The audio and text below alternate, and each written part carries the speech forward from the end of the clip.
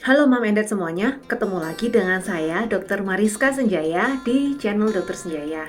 Di channel ini, saya akan membagikan berbagai tips-tips menarik dalam menangani anak-anak berkebutuhan khusus yang diambil dari pengalaman saya dan tim kami di komunitas protokol Dr. Senjaya.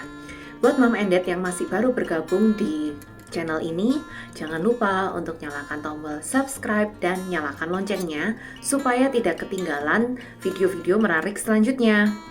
Belakangan ini kan lagi rame banget ya berita tentang terjadinya gagal ginjal akut pada anak-anak yang menyerang anak usia 5 sampai dengan 18 tahun. Saat ini memang Kemenkes masih mencari apa penyebab pasti dari kegagalan ginjal akut pada anak. Diduga adalah adanya etilen glikol atau yang terdapat di dalam beberapa obat sirup. Sebelum kita membahas tentang gagal ginjal akut pada anak, kita perlu mengetahui apa yang mempengaruhi volume urin pada bayi dan anak-anak. Volume urin dan BAB pada bayi dan anak-anak setiap hari itu nggak sama, karena tergantung pada apa makanan yang dia makan, berapa jumlah cairan yang dia minum, terus apa ada obat-obatan tertentu yang lagi dikonsumsi, terus ada penyakit-penyakit apa. Nah, yang bisa meningkatkan produksi urin pada bayi dan anak-anak itu adalah kalau anaknya lagi banyak minum, lagi banyak makan makanan yang mengandung air, misalnya banyak makan buah-buahan yang mengandung air kayak semangka, terus mungkin melon, timun, jeruk. Terus mungkin dia lagi berada di lingkungan yang suhu dingin, banyak AC. Nah, itu otomatis itu sering mengeluarkan urin. Terus kalau anak ini sedang mengkonsumsi beberapa jenis obat-obatan, ada beberapa obat-obatan yang namanya obat-obatan diuretik itu memicu produksi urin yang lebih banyak. Terus faktor-faktor yang bisa mengurangi produksi urin pada anak-anak dan bayi adalah kalau lagi terjadi diare, atau kalau anaknya lagi berada di lingkungan yang panas, jadi anaknya ini banyak mengeluarkan keringat, otomatis tubuh itu akan menyeimbangkan dengan mengurangi jumlah urin yang dikeluarkan. Atau kalau anaknya lagi muntah-muntah, lagi mengalami infeksi saluran kencing, biasanya kan anaknya demam tuh, itu biasanya volume urinnya juga berkurang. Terus kalau anaknya lagi mengalami dehidrasi, jadi nggak mau minum, nggak mau makan, itu bisa mengalami penurunan volume urin, dan terutama kalau mengalami gangguan. Di video ini saya mau menyampaikan beberapa informasi soal gagal ginjal akut pada anak supaya Mam Endes tuh nggak ikut-ikut panik. Banyak banget kemarin pasien-pasien yang sampai, dokter kalau minum suplemen ini aman nggak gitu, terus nanti ginjalnya gimana. Nah, makanya saya mau sekalian jelasin juga di sini. Yang pertama, apa yang harus kita lakukan untuk mewaspadai adanya gagal ginjal akut pada anak? Gejala-gejala dari gagal ginjal akut progresif atipikal pada anak ini biasanya ditandai dengan demam selama beberapa hari, sekitar 2-3 hari.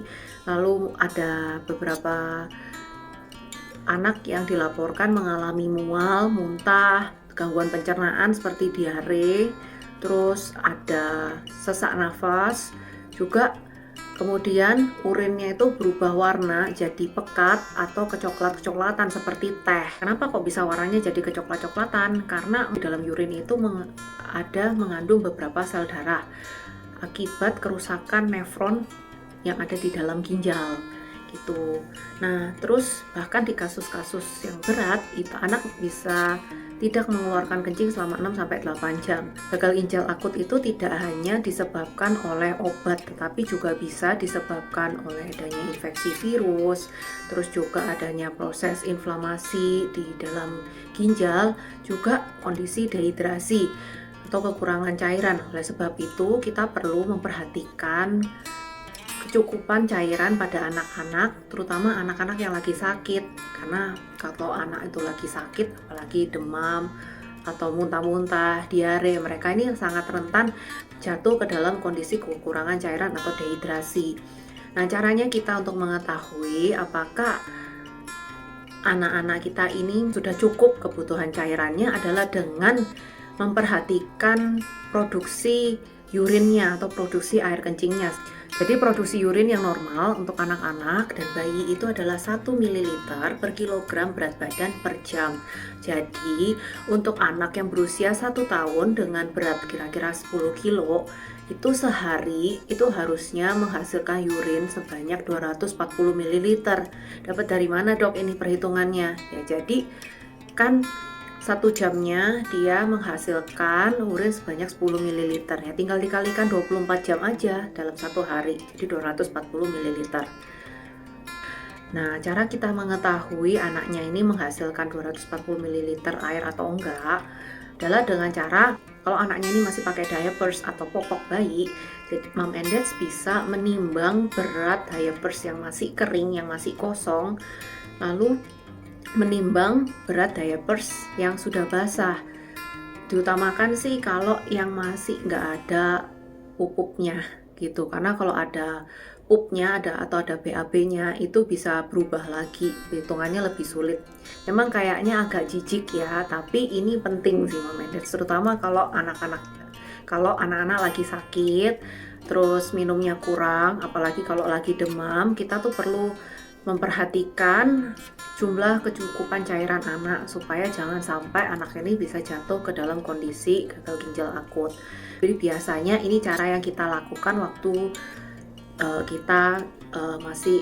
waktu saya dulu masih pendidikan kedokteran, itu caranya kita mengukur kebutuhan cairan anak-anak di ruangan ICU. Itu caranya adalah dengan menimbang popok mereka setiap 4 jam. Jadi popoknya ini nanti yang basah itu ditimbang, diplastikin lalu ditimbang. Popok bayi ini kan agak ukurannya ya, ada ukuran S, M, L, XL. Nah itu Mom and Dad hitung aja dulu waktu belum dipakai, ditimbang dulu ada berapa beratnya. Terus karena masing-masing ukuran kan pasti beratnya agak beda-beda dikit ya. Biasanya sih antara 10 sampai 20 gram gitu. Yang ukuran S tuh biasa 10 gram. Terus kalau yang XL itu sekitar 20 gram. Tergantung laki-laki ya, tergantung merek ya.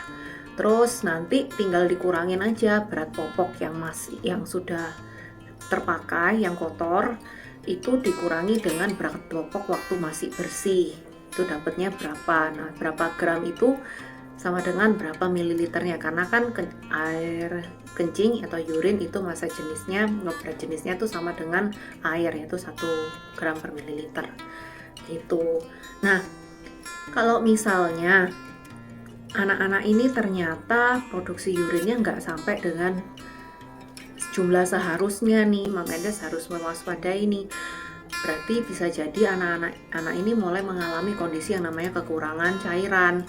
Yang pertama, berikan dulu tambahan cairan, bisa dengan Oralit, bisa dengan mungkin kalau anaknya nggak mau minum, lemes banget, mungkin sebaiknya sih dibawa aja langsung ke fasilitas kesehatan terdekat untuk dipasang infus. Jadi bisa diberikan kebutuhan cairannya lewat infus gitu.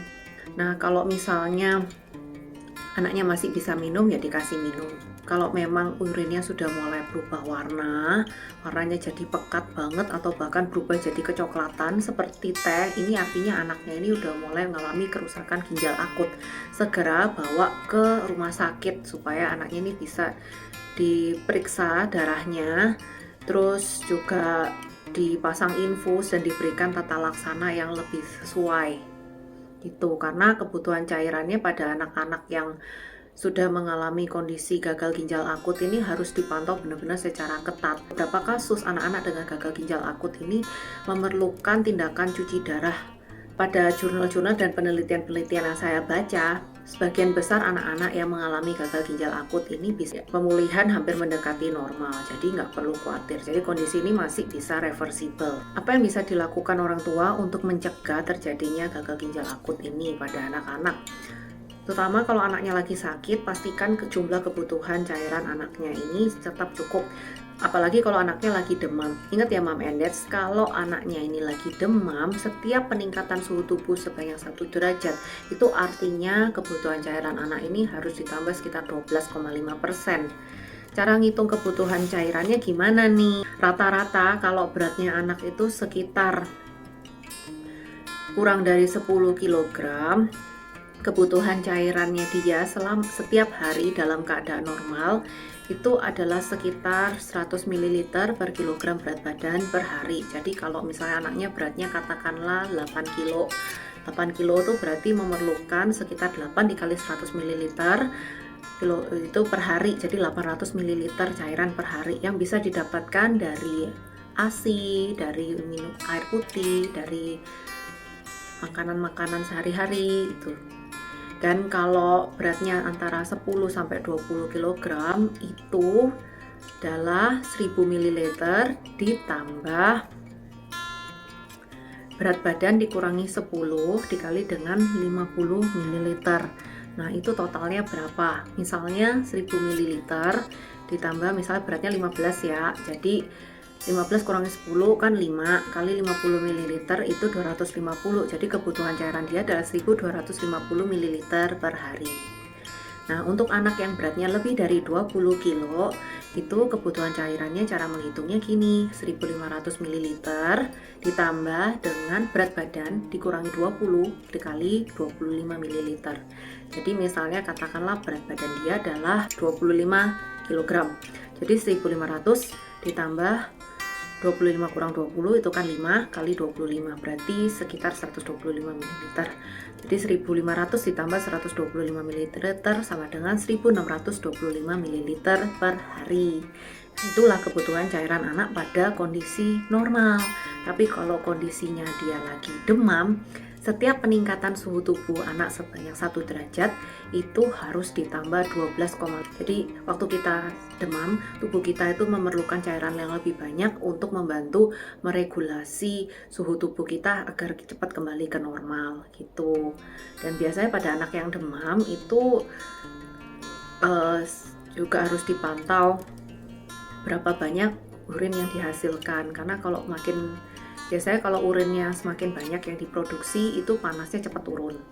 Itu seiring dengan jumlah urin yang diproduksi biasanya juga tubuh itu mengeluarkan racun-racun dan bahan-bahan yang bisa memicu demam di badan anak ini. Jadi anaknya kondisinya bisa berangsur-angsur turun. Nah, itu tadi yang bisa saya sampaikan soal kebutuhan cairan buat anak-anak. Terus kalau buat orang dewasa gimana nih dok gitu? Kalau buat orang dewasa kita juga beresiko loh untuk kena gagal ginjal akut.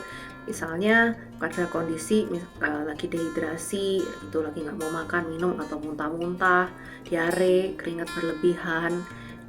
Nah, untuk kebutuhan cairan orang dewasa itu biasanya sekitar 30-60 ml per kilogram berat badan per hari.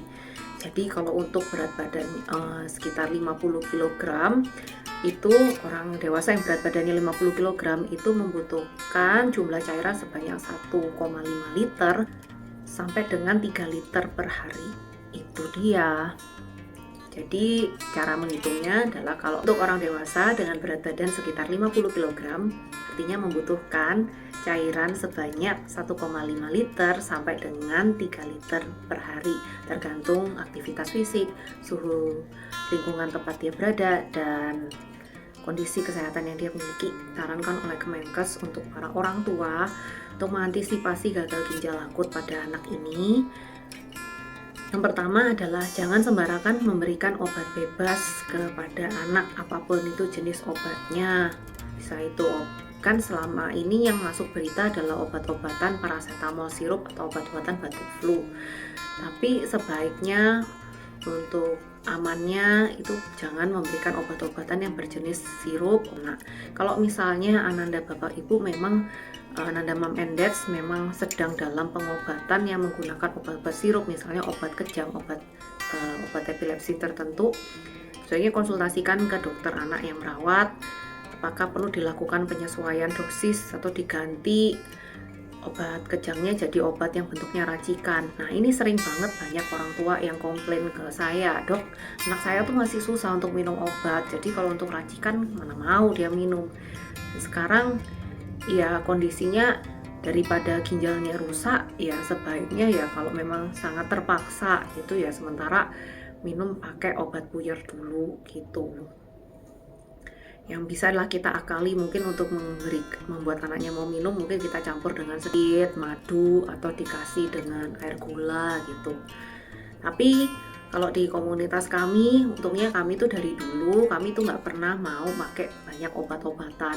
Kami nggak pernah mau memberikan banyak obat-obatan ke anak-anak, terutama obat-obatan sirup. Saya paling anti sama yang namanya obat sirup karena obat-obatan sirup itu seringkali diberikan perasa, manis, misalnya gula, dan pengawet yang ini bisa menimbulkan error pada anak-anak di komunitas kita. Ada anak yang mungkin jadi tambah aktif, jadi nyerang, jadi flapping atau tepuk-tepuk tangan, jadi gangguan tidur dan lain-lainnya.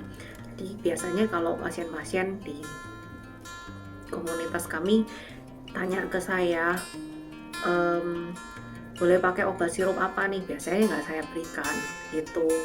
Dan yang saya anjurkan buat mereka adalah kalau anaknya lagi sakit, sebaiknya segera minta dilakukan terapi untuk meningkatkan daya tahan tubuh dia untuk mampu melenyapkan atau membasmi infeksi itu dari dalam gitu. Jadi dengan begitu kita mengurangi kebutuhan anak akan obat-obatan dari luar. Yang justru kita berikan adalah meningkatkan dosis suplemen yang dikonsumsi. Kenapa dok? Karena pada saat kondisi anak sakit ini, kebutuhan nutrisinya dia itu semakin meningkat, padahal dia biasanya makannya jumlahnya menurun, intake-nya turun. Jadi kita harus menyikapi itu dari suplemen yang kita berikan. Nah, biasanya kalau lagi demam, karena itu ada terjadi proses inflamasi atau peradangan, maka yang kita berikan adalah antioksidan untuk mengatasi inflamasinya. Lalu untuk membantu sistem imun anak supaya bisa melawan infeksi patogen, itu kita perlu berikan asam amino. Jadi kita tingkatkan dosis suplemen asam aminonya.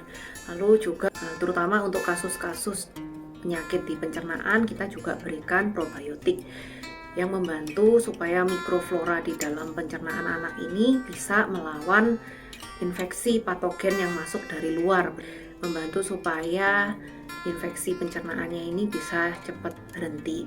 Ada orang yang nanya ke saya, dokter kalau misalnya minum dosisnya suplemennya ini segini banyak, apa nggak berbahaya nanti untuk ginjal dan levernya?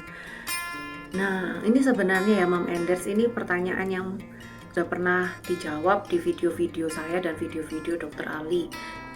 Nah, sebenarnya Mam Enders nggak perlu khawatir, tenang aja, karena semua suplemen yang kita berikan ini sudah terbukti aman dan bermanfaat buat Anda, serta tidak membahayakan ginjal dan liver, karena udah banyak dikonsumsi secara bertahun-tahun dan buktinya ya masih bagus-bagus aja. Banyak anak yang sudah dilakukan, mereka periksa lab sendiri, periksa ginjal, periksa liver, dan justru fungsi ginjal dan fungsi livernya semakin baik dibandingkan waktu dulu sebelum mulai diterapi suplemen. Nah, saya jelasin satu-satu ya. Untuk probiotik itu Mam Enders nggak perlu khawatir, karena probiotik ini bahkan tidak diproses atau tidak dimetabolisme di dalam liver dan ginjal, karena dia hanya bekerja lokal di dalam saluran cerna anak, jadi aman. Terus untuk antioksidan, nah antioksidan ini justru fungsinya dia melindungi sel-sel liver dan ginjal dari kerusakan akibat radikal bebas. Jadi ketika terjadi proses peradangan yang banyak dilepaskan radikal bebas di situ, justru di situ perannya antioksidan untuk menangkapi semua radikal bebas yang ada di sana supaya sel-sel liver dan ginjalnya nggak rusak. Dan untuk asam amino itu justru digunakan tubuh untuk memperbaiki sel-sel yang rusak. Nah, memang kalau pada beberapa kasus di mana ada penurunan fungsi ginjal, pemberian asam aminonya ini nggak boleh terlalu tinggi.